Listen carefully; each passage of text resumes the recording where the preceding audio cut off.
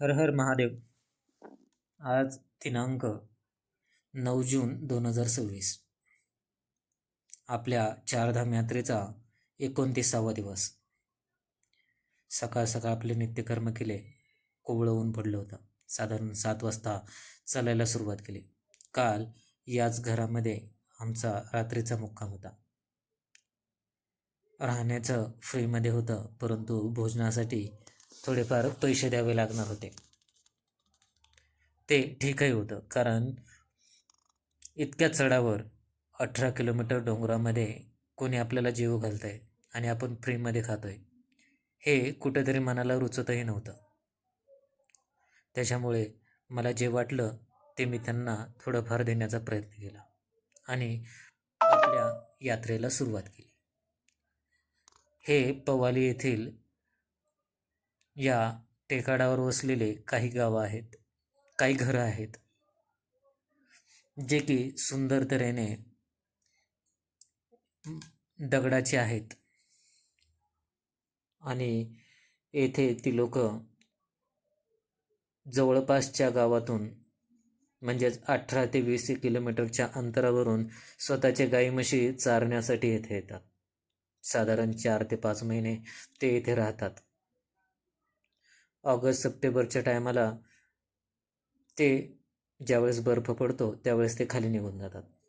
हा पूर्ण भाग बर्फाने आच्छादित असतो. आपण पाहू शकतो किती सुंदर हा परिसर आहे.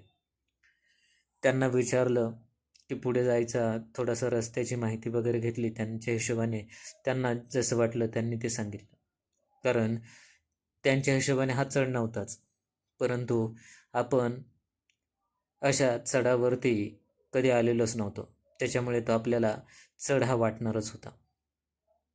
थोडे थोडे पुढे जात गेलो. अशी हिरवीगार मैदानं पाहायला मिळाली. मन अगदी प्रसन्न झालं. सकाळचं कोवळं ऊन आणि अशी मैदानं, अशी सुंदर दृश्य मन मोहून टाकणारी होती. आणि चालू झाला तो आपला चढण्याचा सुरुवात. मस्त सुरुवात झाली होती.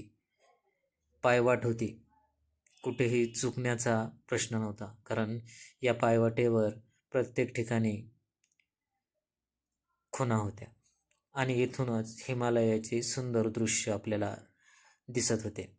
वरचा बर्फाने आच्छादित हा भाग दिसत होता. वाटेमध्ये रंगीबेरंगी फुलंही होती. पांढरी, पिवळी, गुलाबी, नारंगी अशी वेगवेगळी फुलं होती. त्याच्यामुळे मन अगदी प्रसन्नतेने चालायला सुरुवात करत होतं. थकवा हा नाहीसा होत होता, कारण एवढ्या सुंदर ठिकाणी थकवा असायचं कारणच नव्हतं.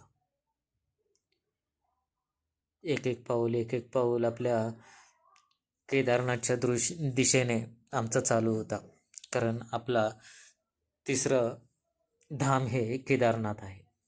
सोबत रात्री एक बाबाजी आलेले होते, त्याच्यामुळे तेही माझ्यासोबतच होते.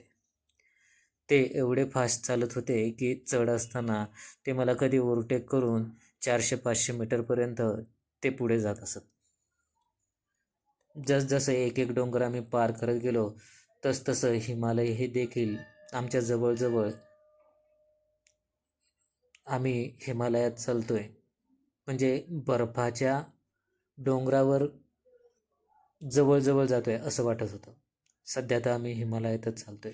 आपण पाहू शकतो आम्ही या ठिकाणावरून आलोय.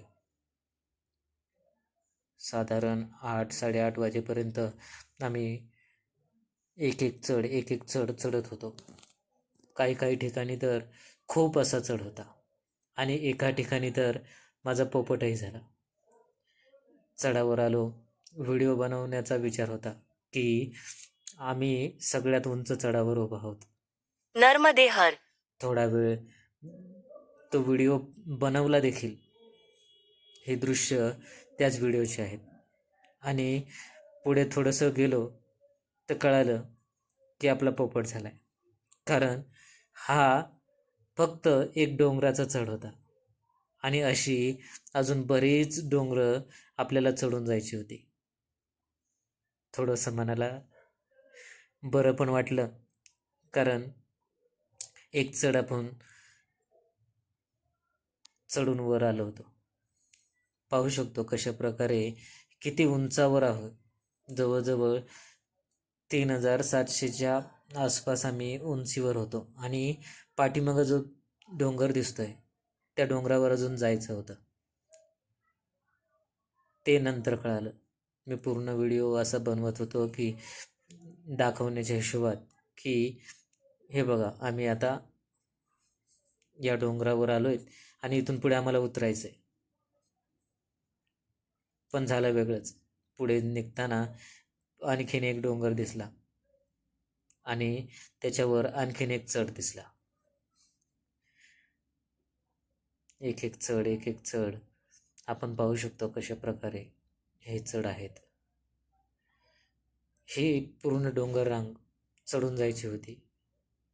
मी हा व्हिडिओ बनवताना बाबाजी थोडेसे पुढे गेले होते. त्यांना आवाज दिला. ते थांबले देखील आणि मग पुन्हा आम्ही त्यांनी सोबत आणलेले चणे खाल्ले आणि पुन्हा चालायला सुरुवात केली. खूप सुंदर अशी फुलं होती. पूर्ण ही व्हॅलीच फुलाची होती. त्याच्यामुळे खूप छानसं वाटत होतं. पण एक एक डोंगर आम्हाला चकमा देत होता. थोडंसं पुढे थोडंसं पुढे असं करत करत एक एक डोंगर आम्ही जात होतो. एक एक डोंगर चढत होतो. अशी वाटेत अनेक डोंगरं आली. किती डोंगरं आली हे आता लक्षातही नाही. पण एक मात्र खूप छान वाटत होतं की येथे कुठेच हुकण्यासारखं नव्हतं. थोडं भटकण्यासारखंही नव्हतं. कारण तसा रस्ताच होता. आणि वाटेमध्ये एक मेंढ्यांचा कळप दिसला. आता मेंढ्यांचा कळप शेळ्या मेंढ्या होत्या. त्याच्यामुळे जाणवलं की इथे कुठेतरी यांची राहण्याची सोय वगैरे असेल. आम्ही त्या दिशेने गेलो. तेथे म्हणजे आत्ताच ते तिथे पोहोचले होते. त्यांनी नुकतीच चूल पेटवली होती आणि आम्ही त्यांच्या हातात 2 मॅगीचे पॅकेट थांबवले की आमच्यासाठी हे बनवून द्या म्हणून. कारण आमच्याकडे भांडे वगैरे नव्हते. आणि त्यांच्यासोबत गप्पाही मारल्या. त्यातले 2 बाबाजी तर चक्क मराठीमध्ये बोलत होते. ऐकून आनंद झाला. त्यांना विचारलं, तुम्ही असं मराठी कसं बोलता? तर ते बोलले की 15 वर्ष महाराष्ट्रात आम्ही काम केलं आहे. कोल्हापूर, सातारा, कराड, मुंबई अशा ठिकाणी त्यांनी कामं केली होती. आपण पाहू शकतो ह्यांची ही झोपडी उभारता उभारता त्यांनी चूलही बांधली होती. त्यांच्याकडून मॅगीची प्रसादी घेतली आणि पुन्हा पुढे चालायला सुरुवात केली. हा उतार आम्ही उतरलो आणि पुन्हा चढलोय. पाहू शकतो किती अवघड घाट आहे. इथून पुढे साधारण 8 ते 9 किलोमीटरपर्यंत त्रिजुगी नारायण हे ठिकाण असावं.